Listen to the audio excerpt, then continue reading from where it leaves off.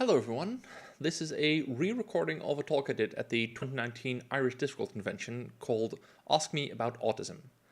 By popular request, I am uploading this video and the slides so you can view it at your leisure. So without further ado, let's get started. So what's all this about then? We're going to be going through a number of things in this presentation. There will be an introduction. We'll briefly talk about diagnostic criteria, and then we'll talk about the internal mechanisms that govern autism. I've got some footnotes of stuff that I wasn't able to put anywhere else, and then we'll go to, well, in the talk we'd go to asking questions, but, you know, there's the comment box below. So, who am I? My name is Johan, and I am actually autistic. I've got my certificate and everything, and I'm here to talk to you about autism. So, what is autism? Turns out that not everybody's brain is wired in the same way. There's different wiring schemes, and these are called neurotypes. Autism is one such neurotype, and other neurotypes include dyslexia and ADHD. So, autism diagnosis is a way for allistic people, these are non-autistic people, to notice the difference in neurotypes. They are, very importantly, not a way to understand the differences. The diagnostic criteria are always compared to an allistic baseline, and some people might not even recognize or notice that they're autistic until adulthood, because if the differences are subtle enough, they won't get noticed. Yeah, so that was definitely an information, but criteria like that are really hard to imagine, even harder to relate to. So let's find some examples. Now, the first thing that you notice in the diagnostic criteria is a marked impairment in the use of multiple nonverbal behaviors such as eye-to-eye gaze, facial expression, body postures, and gestures to regulate social interaction. What that means is stuff like Myriam Lejean, forgetting to let gravity affect her. It's just something that doesn't come natural to us. Or Walter Plinge. He demonstrates a lack of eye contact and punctuation when speaking. The golems lack any facial expression or vocal tone of any kind, as perceived by non-golems. It wasn't exactly a trade.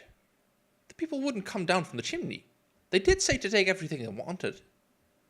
They said to take anything, only spare their lives.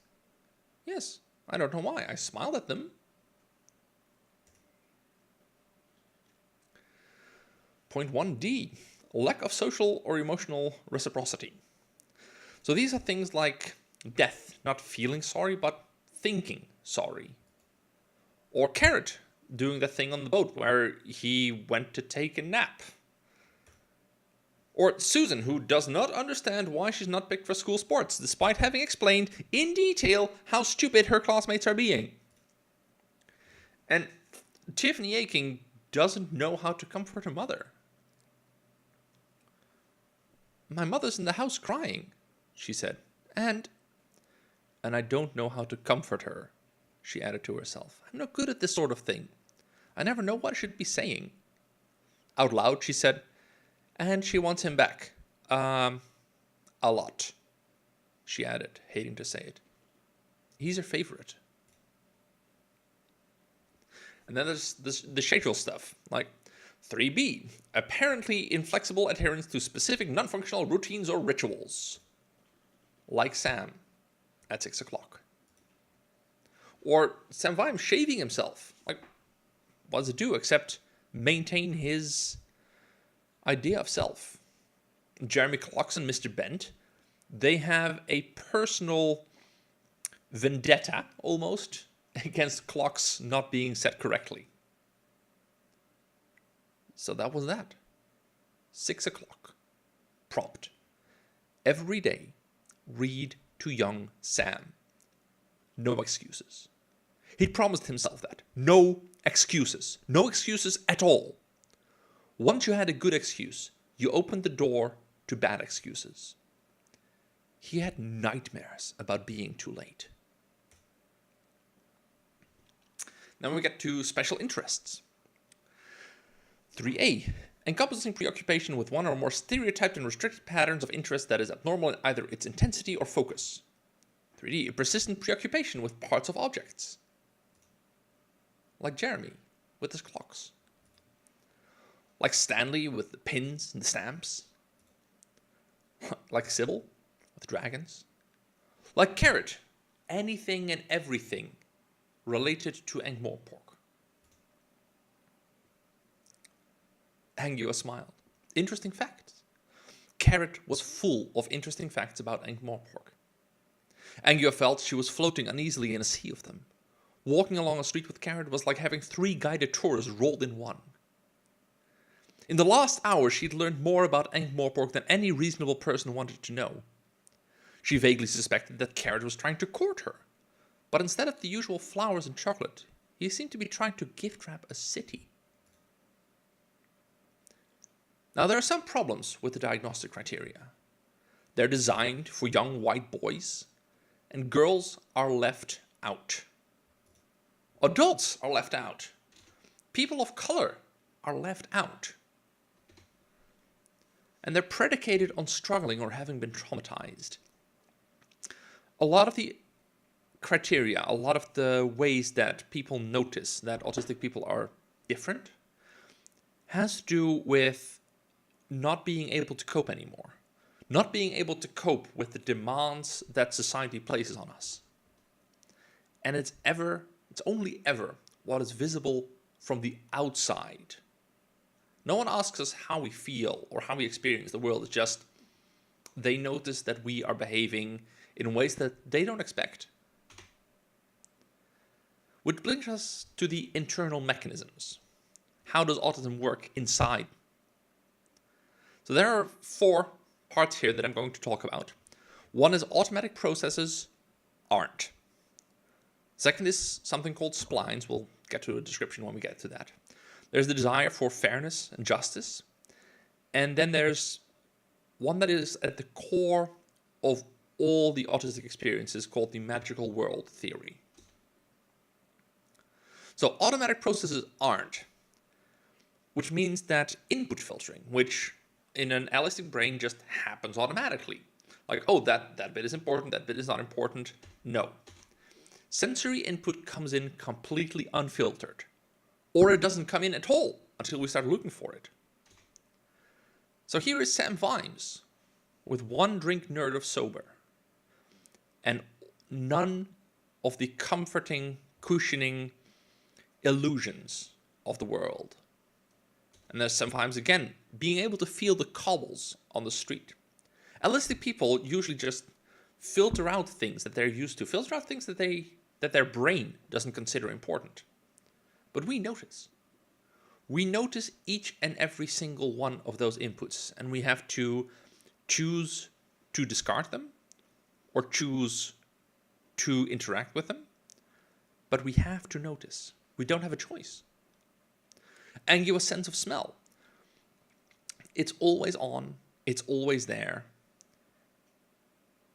And a peppermint bomb can wreak havoc on it. And there's nothing she can do about it. Auditors, similar way, death by chocolate. Why? Because they have to focus on maintaining a physical form.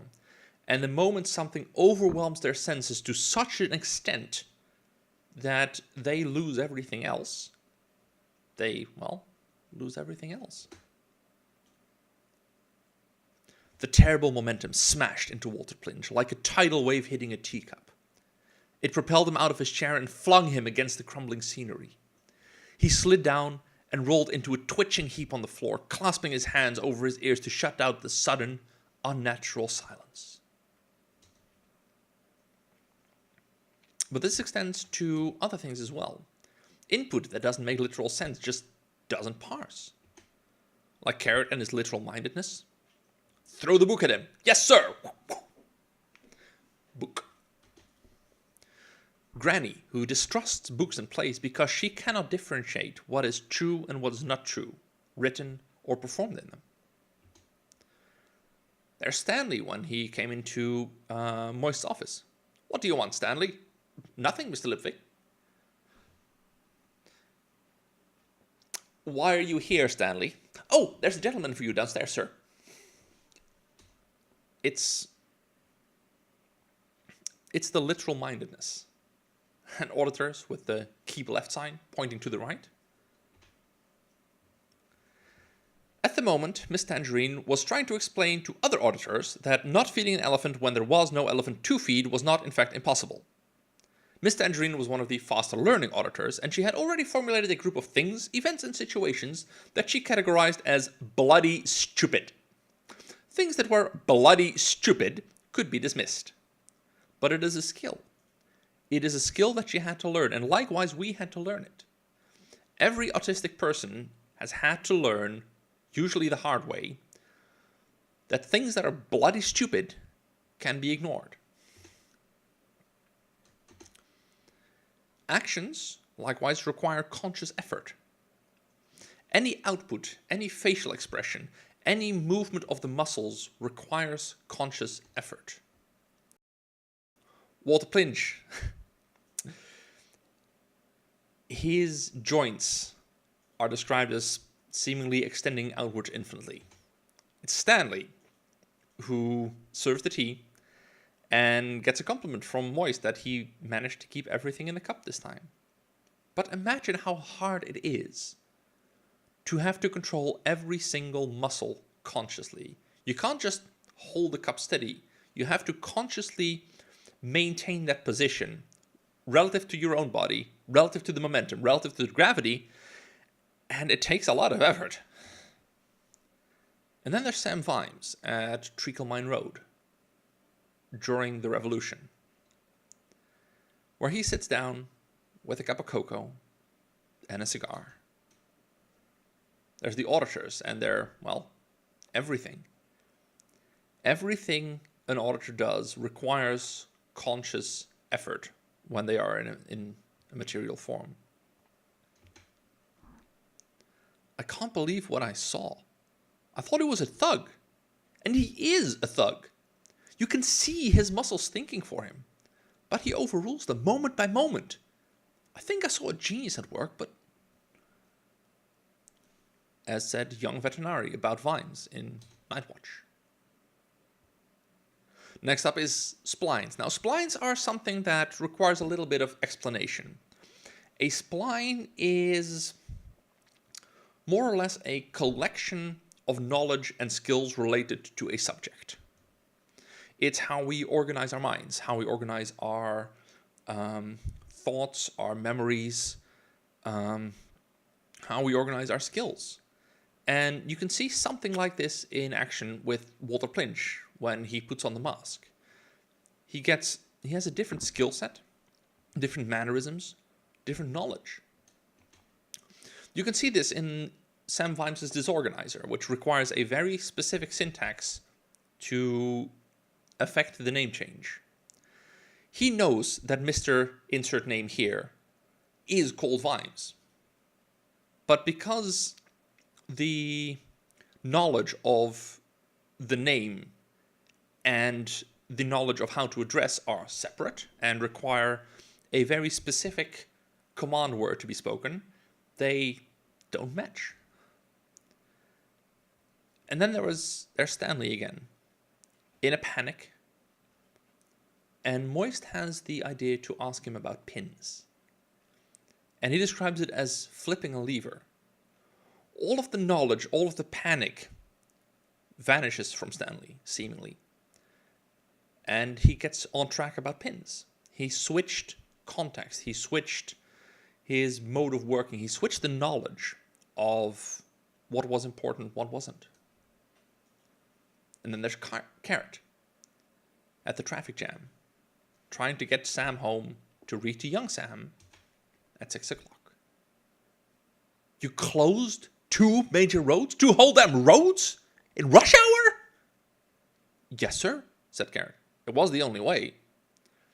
Vimes hung on, speechless. Would he have dared to do that? But that was Carrot all over. That was a problem, and now it's gone. Admittedly, the whole city is probably solid with wagons by now, but that's a new problem. There is not a lot of space to have two separate thoughts at the same time. This is because our thoughts are really, really big. Rincewind has the world creation spell lodged in his head, and it is so big that there is no room for other spells. Vimes, Jeremy, Moist, Tiffany, the golems, they all exhibit what we call hyperfocus. The focus on one task to the exclusion of everything else. Tiffany's third thoughts, when she thinks about thinking about thoughts, are liable to get her walking into walls because those don't exist. They cease to exist. I stood at the bottom of a hole 100 feet deep and pumped water for 240 years, Mr. Lipvik. You didn't mind? Moist had asked. Do you mean, did I harbor resentment, Mr. Lipvik? But I was doing useful and necessary work. Besides, there was much for me to think about. At the bottom of 100 feet of dirty water? What the hell did you find to think about? Pumping, Mr. Lipvik. And then there's our need for justice. And here we have Vimes. Vimes is everything. But also Granny Aching, who did things not because she was brave, not because she was altruistic, but because not doing the right thing is unthinkable to her. Tiffany inherited it. Tiffany has a duty, and so she must do it. Carrot and Granny, exhibiting that personal is not the same as important. The auditors, they are the personification of following rules. It's not necessarily the same thing as actual justice, but it's similar. There is a way that the world should be, and the world not being that way is unthinkable. She wasn't being brave, or noble, or kind. She was doing this because it had to be done, because there was no way that she could not do it. She thought of Granny Aching's light, weaving slowly across the downs on freezing, sparkly nights, or in storms like a raging war, saving lambs from the creeping frost, or rams from the precipice. She froze and struggled, and tramped through the night for idiot sheep that never said thank you and would be just as stupid tomorrow, and get into the same trouble again. And she did it because not doing it was unthinkable. And then there's this, the magical world theory. Now, the idea of this is that to us, to people with autistic minds, with the autistic neurotype, the world feels less solid than it does to allistic people. There's a theory that there's something called object permanence, which develops very early on in a person's life. Not having object permanence means that if an object is no longer perceived,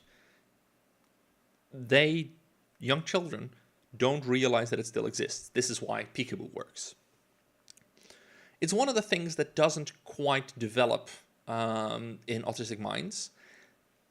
And it has more to do with like the state of the world than any one specific object. Have you ever heard the phrase, I just know that it exists, I just don't know where it's currently doing that, when talking about losing an object? It's similar to that, and it's similar to When the Eternally Surprised, who surmised that the world is destroyed and created new every single moment. And this leads to some things feeling more real than reality. Things where we know that even if it is destroyed, it will still be there. Even if it's not observed, it will still be how we left it. Which is why things like schedules are so important, because we know what we can expect. why things like having a safe space where we are in control is so important, because we know what we can expect. When considered the nature of time and understood that the universe is instant by instant recreated anew. Therefore, he understood, there is no truth, no past, only a memory of the past. Blink your eyes, and the world you see next did not exist when you closed them. Therefore, he said, the only appropriate state of the mind is surprise. And this rings true for autistic people. They actually tested this. We are less surprised by unexpected things because we always feel like everything is unexpected. But then there is the need for predictability. They think they want good government and justice for all vibes, yet what they really crave deep down in their hearts? Only that things go on as normal, and that tomorrow is pretty much like today. Now imagine that. Imagine knowing or feeling that the world is destroyed and created anew, and destroyed and created anew, and destroyed and created anew, and all you want is for something, anything, to just stay the same for 5 minutes. Which brings us to the need for predictability. Stanley's side of the locker room is scrupulously clean, and he is the happiest when he catalogs his pins and stamps, because he knows that his knowledge, his memory of the past, and the present are continuous, that they stay there. Alswick Jenkins returning to his old apartment because that's where he feels home, that's where he feels stable, that's where he knows what can happen, what will happen. Why Vimes gets upset when the chef cleans out the grease pan and the coffee jug and everything tastes different. It's not how he expected it. And these sorts of things hit us really hard because they are our last islands of stability in a sea, in a world that feels very fragile and shifting. This is why the librarian might consider a missing book in the library to be a worse crime than murder. There are many horrible sights in the multiverse. Somehow, though, to a soul attuned to the subtle rhythms of the library, there are few worse sights than a hole where a book ought to be.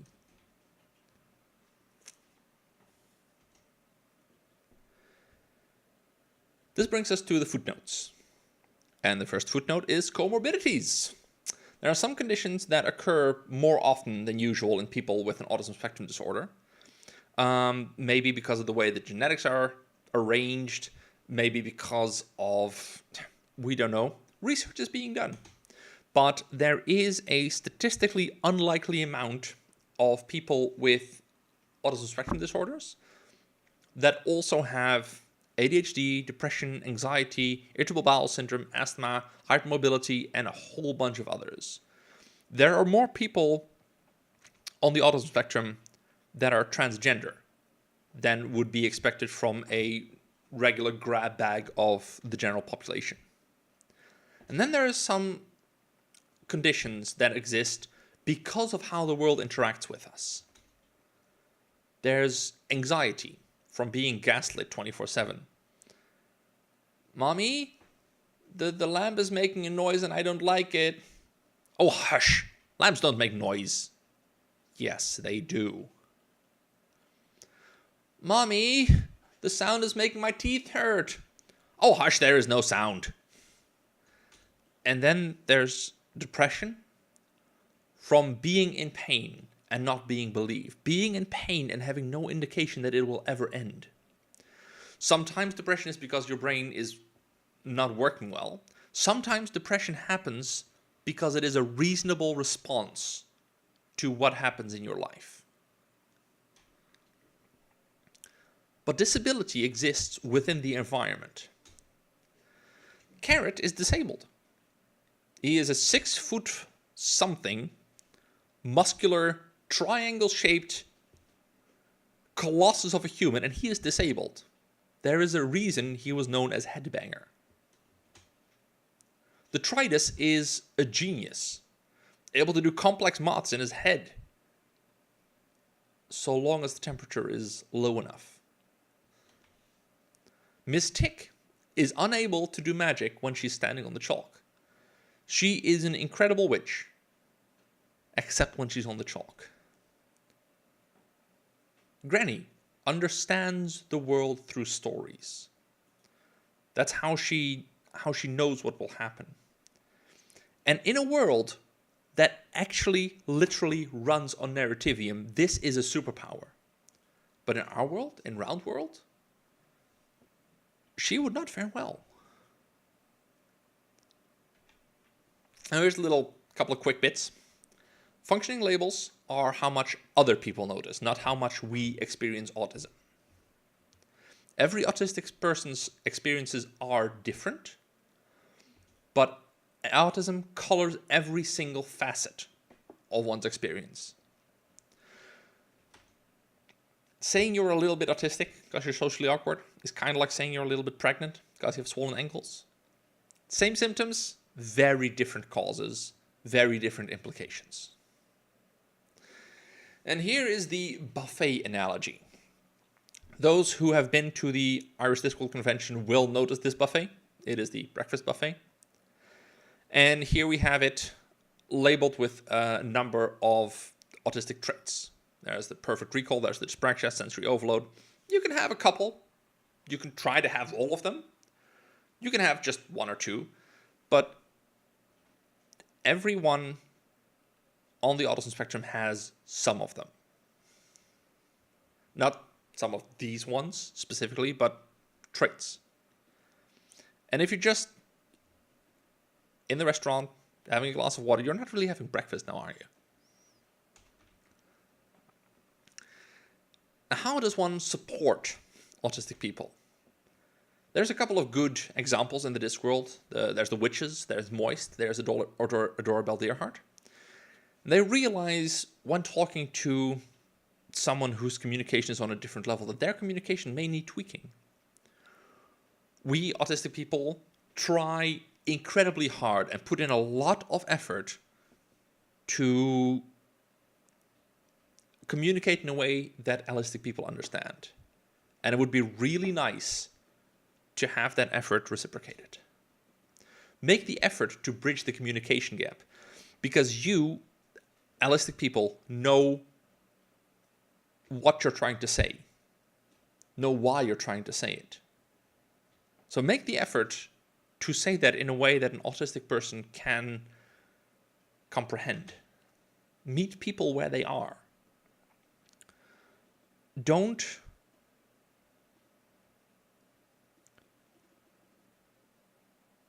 assume people will come to you. It's not a matter of being unwilling. It's a matter of being unable. And if you don't acknowledge that, then communication is not going anywhere. So assume competence and good faith. We try incredibly hard anytime we're in public, basically acting 24/7. And it's tiring. So occasionally we may slip up. Just keep going. Believe people when they tell you their problems. Believe us when we say that, hey, no, this environment is too noisy for me. This environment is too bright for me. There is too much sensory input coming in. Or I don't understand sarcasm. Could you please just not? And if you want to learn more, go straight to the source. Ask autistic people. We have a voice. Listen. And this one is important. You don't have to be like me to be respected by me.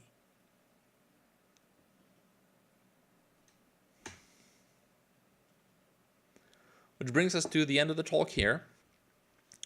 If you have questions, do please put them in the comments below. Ask me if you know me. Ask someone else if they know me.